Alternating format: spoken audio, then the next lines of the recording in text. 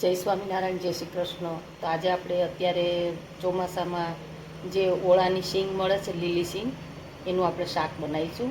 તો અમે ઓળા જે હોય છે આપણે લીલી શીંગના, એને મેં કુકરમાં મીઠું નાખી અને બાફીને 7-8 સીટી મારી અને તૈયાર કર્યા છે. ટામેટાં છે 2 નંગ, શીંગનો ભૂકો છે, લીલા ધાણા છે, આદું છે, લીમડો છે, મીઠું છે, રૂટિંગ મસાલા છે અને તેલ છે. શાક બનાવવા માટે સૌપ્રથમ આપણે પેનમાં થોડું તેલ લઈશું. તેલ ગરમ થઈ ગયું છે, એમાં આપણે થોડું જીરું લઈશું. 1 નંગ સૂકું મરચું છે, થોડી હિંગ છે, લીમડાના પાન છે અને આદું છે ને આપણે મસાલા કરીશું. થોડું હળદર નાખીશું આપણે,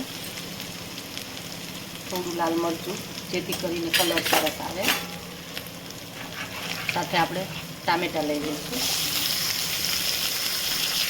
અને ભાગનું થોડું મીઠું નાખીશું એટલે ટામેટાં ચડી જાય. આપણે ટામેટાં ચડી ગયા છે એટલે થોડા મેશ કરી દઈશું એટલે ગ્રેવી બની જાય. આપણે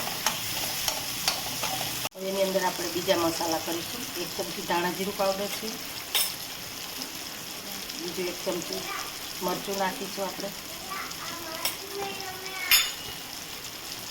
થોડા 1 ચપટી ખાંડ નાખીશું. આપણે ગરમ પાણી છે, થોડું ગરમ પાણી રેડીશું.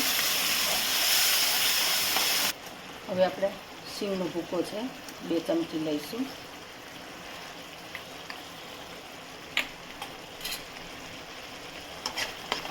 અને શીંગદાણા છે બાફેલા, આપણે લઈ લઈશું. થોડી કોથમીર નાખીશું. બસ 5 મિનિટ માટે થવા દઈશું. આપણે સબ્જી તૈયાર થઈ ગઈ છે શીંગદાણાની. હવે આપણે 1 ચમચી લીંબુનો રસ નાખીશું. તો આપણે શીંગના ઓળાનું શાક તૈયાર થઈ ગયું છે. તેલ છૂટું પડી ગયું છે. હવે એને આપણે સર્વ કરીશું બાઉલમાં. તો તૈયાર છે આપણા બાફેલી શીંગના ઓળાનું શાક.